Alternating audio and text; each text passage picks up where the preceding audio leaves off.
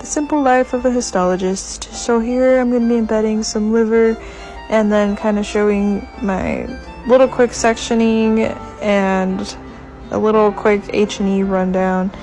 So the liver has a lot of lobes, and depending on how it was placed in the cassette prior to processing is how it's pretty much going to be. So I'm trying to get as much points of contact as I can so that I can see as much of the liver as possible.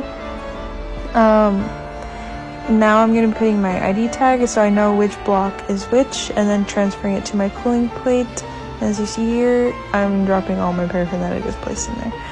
This is what a block looks like before being faced off, and this is what it looks like after. So facing off just lets me reach a point of the tissue where I'm kind of like in the middle of it so that I could see inside after staining.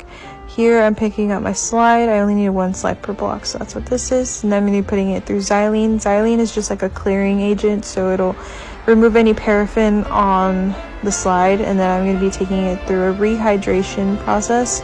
So rehydrating the tissue back to 70% to water helps the stain penetrate the tissue on the slide.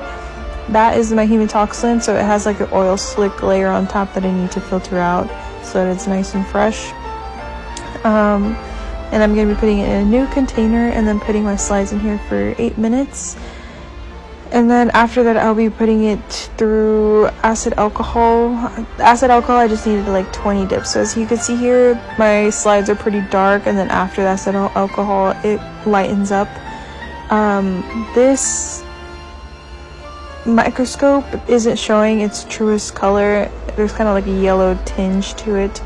Then I'll be putting it through eosin. So H&E just stands for hematoxylin and eosin, and then I'm going to be dehydrating it again back to xylene, and these are my finished slides. Thank you.